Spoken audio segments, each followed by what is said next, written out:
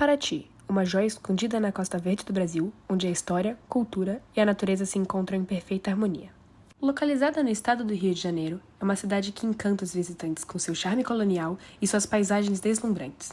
Caminhar pelas ruas de pedra do centro histórico de Paraty é como voltar no tempo, com suas construções preservadas que testemunham o passado glorioso da cidade. Mas Paraty não é apenas uma cidade histórica. Cercada pela Mata Atlântica e banhada por um mar de águas cristalinas, a cidade oferece um cenário natural espetacular. As ilhas e praias são perfeitas para quem busca tranquilidade e beleza.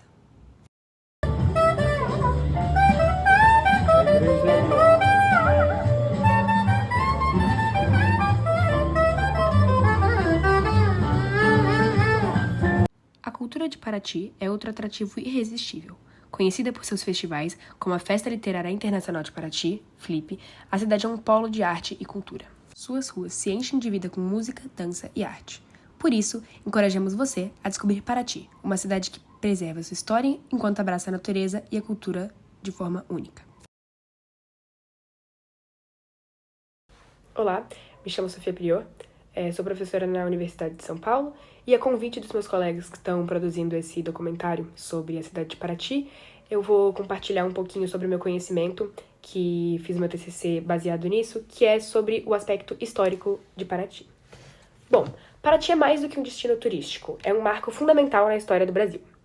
A cidade foi fundada no século XVIII e desempenhou um papel crucial durante o ciclo do ouro, quando se tornou um dos principais portos do país. A Estrada Real, que foi a primeira rota oficialmente reconhecida no Brasil, ligava as minas de ouro de Minas Gerais até o porto de Paraty. E lá, no porto, os tesouros brasileiros eles eram enviados diretamente à Europa. Historicamente, a cidade de Paraty era estrategicamente importante para a economia colonial. Durante esse período colonial, a cidade também foi um importante entreposto para o comércio do açúcar e da cachaça. Assim, acabou se consolidando como uma das principais centros econômicos da capitania do Rio de Janeiro. Suas construções, muitas delas ainda preservadas, como já foi mostrado anteriormente no vídeo através de algumas imagens, refletem a riqueza da cidade e o poder de uma época em que o Brasil surgiu como um dos principais produtores do ouro e do açúcar. Olá pessoal, meu nome é Maria Clara, eu sou formada em Antropologia na Universidade Estadual de Campinas, a Unicamp, e eu fiz meu mestrado especialmente em preservação cultural e aspectos culturais dessas cidades tão importantes ao redor do Brasil, entre elas Paraty, que é uma cidade-chave ali no processo da colonização, foi por um período de grande importância econômica por conta da cana-de-açúcar e a produção da cachaça. Mas o meu estudo ele é principalmente sobre essa preservação cultural que Paraty teve, com isso a falta de interação com a urbanização e a diminuição dos aspectos antrópicos sobre ela, que são algo que modificam completamente o visual, né, da cidade, e além disso perdem esses aspectos históricos que são tão importantes não só para estudo, mas para observação também e para lembrar de aspectos da história. Entre essas preservações que tem em Paraty, entre elas está a arquitetura, que é o ponto mais assim importante, que são as casas brancas e azuis, a rua, que é aqui naquele estilo pé de moleque, que é no caso com as pedras ali, né, que chama de pé de moleque por ter essa segmentação. E além disso também as igrejas, que são uma grande identidade visual da cidade de Paraty. Bom, para entendermos um pouco melhor sobre o conhecimento geral das pessoas sobre a cidade de Paraty, eu vou convidar o senhor Luan para ser entrevistado pela minha colega e por mim. E eu gostaria de iniciar essa entrevista perguntando para você, senhor Luan, o que você conhece sobre Paraty? Quais são suas experiências, se você já foi, o que você sabe sobre, e me contar um pouquinho da sua opinião sobre essa cidade tão importante para o Brasil. Pra ser sincero, eu não conheço muito sobre a cidade, mas eu sei que é uma cidade histórica aqui no Brasil e também que ela fica localizada no Rio de Janeiro e também que ela é conhecida pela sua estrutura colonial, que é algo bem preservado, né, como falam, e de alguns eventos que eu já ouvi falar, como a Feira Literária. Mas detalhadamente mesmo sobre a cidade, eu não sei. Muito obrigada, Luan, e muito obrigada à minha colega Sofia Prior, que ajudou nesse processo da explicação aí. E eu gostaria muito de perguntar pra você, Luan, de novo.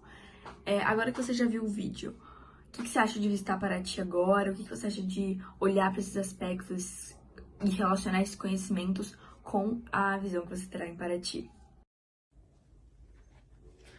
Com certeza eu gostaria de conhecer Paraty, principalmente depois dos relatos que eu escutei agora. Eu amo tirar fotos, então particularmente seria uma oportunidade de ir, registrar e conhecer mais sobre o local. Até porque é um hobby que eu gosto muito, é registrar as coisas que eu faço, para ficar sempre marcado na memória. Então seria uma viagem muito interessante. Estamos no Instituto Oceanográfico da USP e aqui a gente vai entrevistar um pesquisador muito renomado, o Dr. Miguel. Bom, e eu tenho uma pergunta para fazer para ele, se o senhor puder. Muito boa tarde. Boa tarde. Bom, é um prazer estar aqui nessa gravação. Muito obrigado. Pode fazer essa pergunta. Minha pergunta é... você poderia explicar brevemente sobre a região do Saco do Mamanguá? Claro. Bom, a região do Saco do Mamanguá, ela fica no estado de Rio de Janeiro, bem perto da cidade de Paraty. Né? Um fato bem engraçado de ressaltar é que essa região do Saco do Mamanguá, ela tem esse nome de saco, né, que é bem inusitado, porque se você olhar por cima, tipo na região topográfica da área, fica bem parecido com um saco mesmo, por isso que vem Saco do Mamanguá. Essa história é muito intrigante, certo? Por como surgiu o nome dessa região, né? E eu queria fazer mais uma pergunta. Por que essa região é muito importante? Bom, essa região do Saco do Mamanguá, a gente tem que começar com uma soma de fatores que faz com que ela seja bem importante. O primeiro fator que eu queria de ressaltar é que a região do Saco do Mamanguá é um manguezal. E manguezais, bem por serem bem raros, são muito importantes para a manutenção dos ecossistemas locais. O Saco do Mamanguá, ele tem a temperatura perfeita na água para poder abrigar um monte de peixes, para poder fazer a desova deles, para poderem se reproduzir. Né? Outro fator é que tem a presença enorme de fitoplânctons, que é o alimento para os peixes, certo?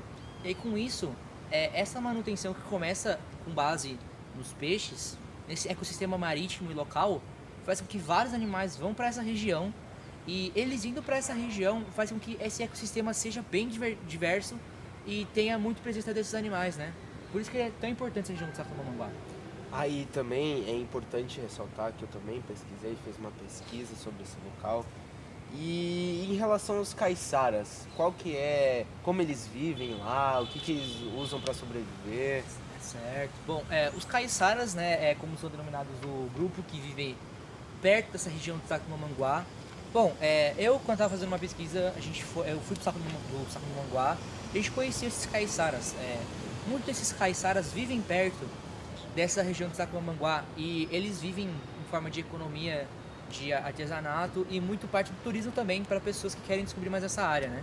E, bom, os caiçaras, eles têm muito parte da sua alimentação baseada na pesca, né? Visto que a gente tem uma praia muito perto do Saco do Mamanguá, onde é a entrada de lá, e com isso tem muitos animais que eles vão pescando. Por exemplo, quando eu fui para lá, eles fizeram uma atividade com a gente que era de pesca. A primeira foi uma pesca tipo pesca de arraste, que a gente foi num barco, e aí nesse barco a gente tacou uma rede e foi puxando ela na praia e arrastou tudo que vinha, né? Essa pesca, além de vir com muitos peixes, é muito prejudicial dependendo do lugar que fazem, porque ela arrasta tudo que tem no caminho, né?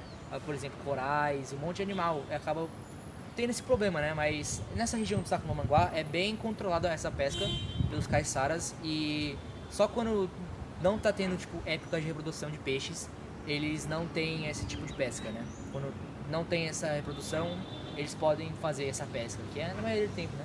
E o outro tipo de pesca é tipo uma pesca de garrafa, onde eles têm um jeito típico de pescar, onde eles pegam uma rede e eles tacam por cima como se fosse uma rede para poder prender esse peixe e capturar ele, né?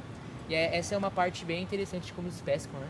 Além do mais, só eu gostaria de ressaltar que os caiçaras, né, eles têm uma economia muito voltada também para o artesanato, né? Porque eles têm uma disposição grande, enorme na natureza, que permite com que eles possam fazer artesanatos e vender para os turistas que vão para lá, né? Já que é importante ressaltar que a região do Saco do Mamanguá é uma área turística, né? E partindo para outra região, que fica até próximo aqui do Instituto Oceanográfico, é sobre o Instituto Tamar. Você poderia descrever um pouquinho sobre Certo, o que é claro. ele? Bom, o Instituto Tamar, né, é um instituto criado em 1980 e é um instituto que tem a função de proteger essa vida marinha, né, e fazer com que eles prevaleçam, né. Esse instituto, ele fica perto na cidade de Ubatuba e é um instituto bem procurado para vagas de estágio, né, para estudantes de faculdade de biologia, zootecnia e várias áreas, né. Essa região do Tamar, eles têm um projeto onde eles fazem uma visita guiada no lugar e explicam um monte de coisas. Por exemplo, eles explicam vários tipos de pesca que fazem mal para as tartarugas. Por exemplo, a pesca de arrasto, que eu falei até há pouco. Também tem uma pesca que eles fazem, que eles falam que é ruim, que é uma pesca de anzol, onde eles colocam vários anzóis dentro do mar e acabam tartarugas ficando presas e acabam se machucando com isso, né? E tanto que o Instituto Tamar, ele ajuda para essa proteção da vida marítima, né? E muitas vezes quando os pescadores acabam pescando, eles acabam ligando para o Instituto Tamar para eles poderem fazer o devido recolhimento do animal e fazer com que ele seja tratado melhor em outros lugares, né? Isso que é tão importante, tão crucial do Sacro do Manguá. Do Sacro do Manguá não, do Instituto Tamar, perdão. É por isso que esse instituto é muito importante. Certo. É incrível isso que você falou sobre como eles estão fazendo para tentar salvar as tartarugas de... Não só tartarugas, vários animais marítimos. Né? Exatamente, vários animais marítimos dessa pesca que é nociva para eles, tanto para eles como para nós, que afeta todo o ecossistema, certo? Infelizmente, nosso tempo chegou ao fim, mas eu queria agradecer pelo senhor ter disponibilizado do seu tempo, estado aqui contando um pouquinho sobre essa cultura e essas regiões para o nosso amado Brasil. Muito obrigado. Não, quem agradece foi eu. Muito obrigado, viu? Muito obrigado. Por essa entrevista. Coisas precisar fazer mais alguma entrevista, eu estou aqui, tá? Vocês estão sempre bem no Instituto Oceanográfico da USP. Certo. Muito obrigado.